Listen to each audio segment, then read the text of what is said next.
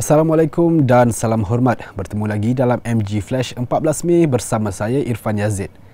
Kita ke berita utama.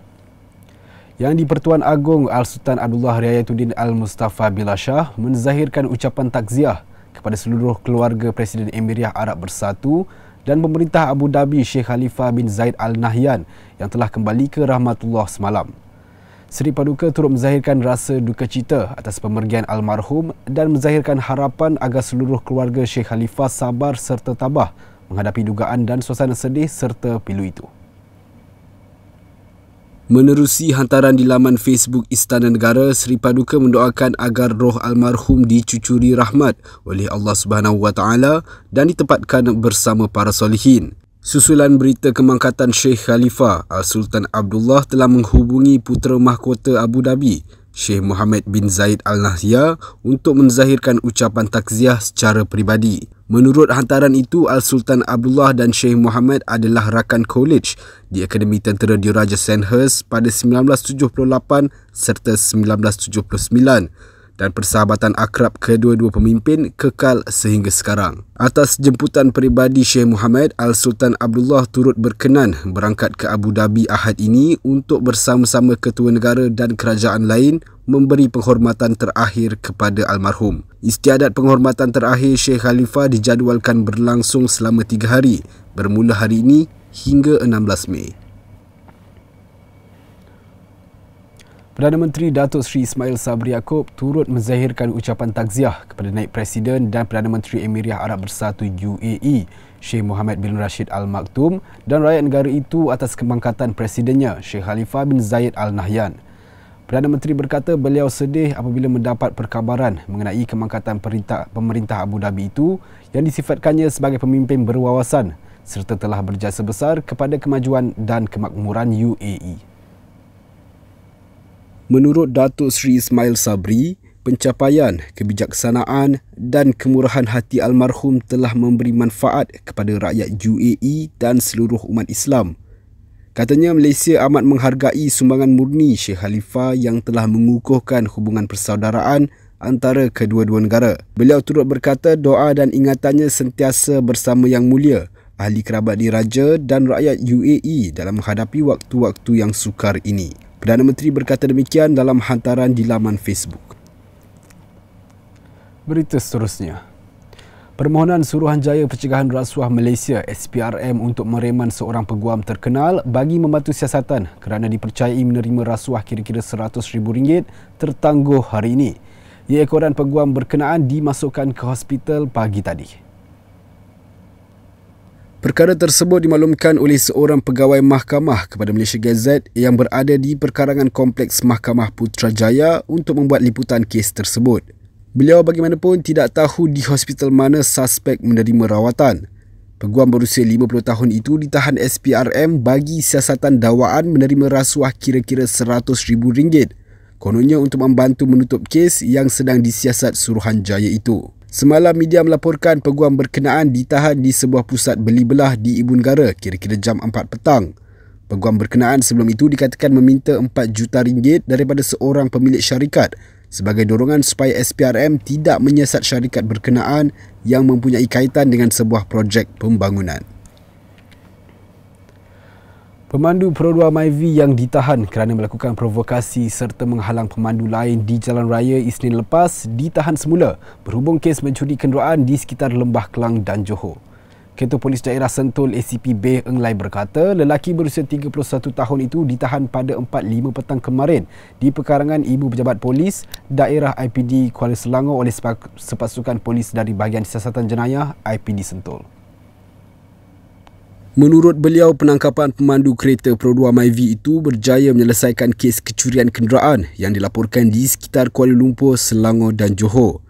Susulan penangkapan itu, polis telah merampas satu kunci kereta berlambang Perodua bersama alat kawalan jauh, sebuah kereta Perodua Myvi putih bernombor pendaftaran PGT 124 yang disahkan palsu dan sebilah rotan berukuran 90 cm. Polis turut merampas 2 rangkai kunci motosikal berlambang Yamaha dan 3 motosikal dengan nombor pendaftaran palsu iaitu Yamaha Ego Avantis JVF 124, Yamaha Novo LC Malaysia 124 dan KTM 790 Adventure QQ 124 serta serangkai kunci berlambang KTM. Bih berkata lelaki itu ditahan reman selama 3 hari bermula hari ini hingga Ahad untuk siasatan lanjut.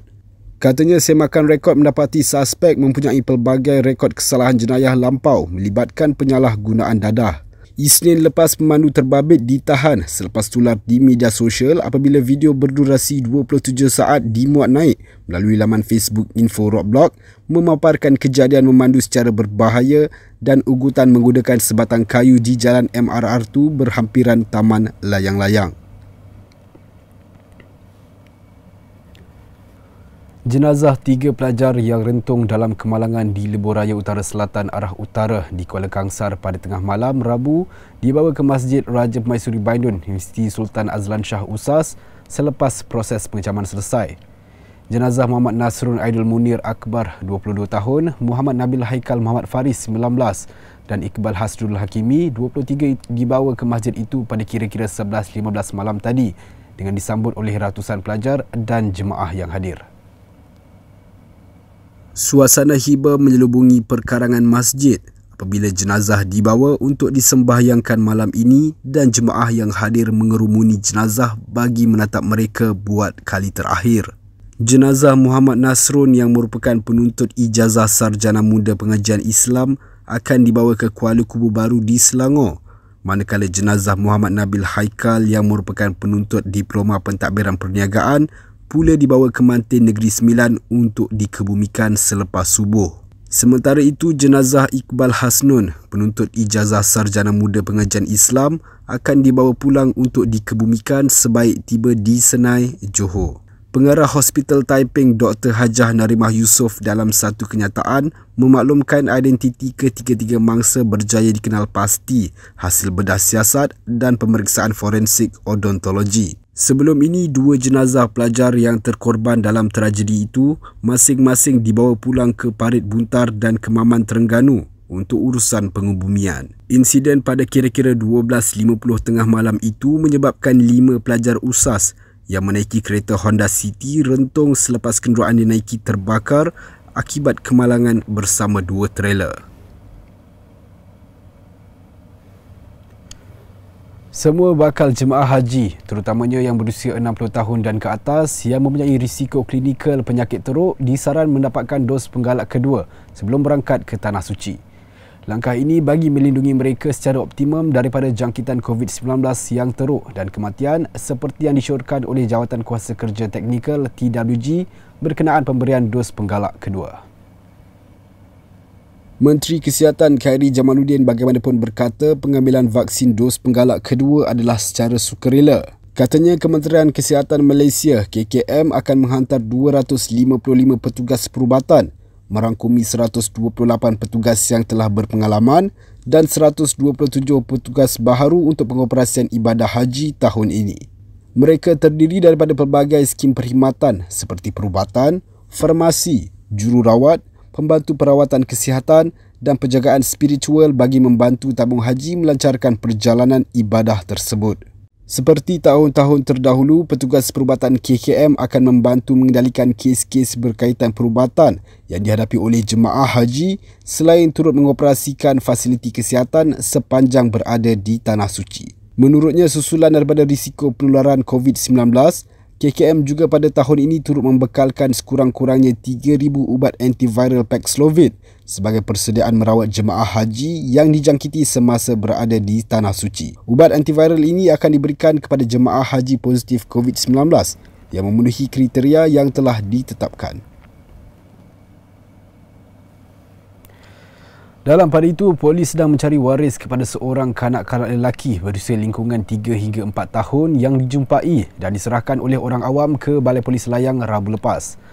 Ketua Polis Daerah Gombak ACP Zainal Muhammad berkata pihaknya menerima laporan pada pukul 2.24 petang Rabu berhubung seorang kanak-kanak lelaki dengan anggaran tinggi 60 cm dan berkulit gelap telah dibawa pulang ke rumah mereka oleh abang pengadu. Menurut Zainal, pengadu yang membuat laporan tidak mengenali kanak-kanak tersebut dan tidak mengetahui dari mana abang pengadu menjumpai kanak-kanak itu.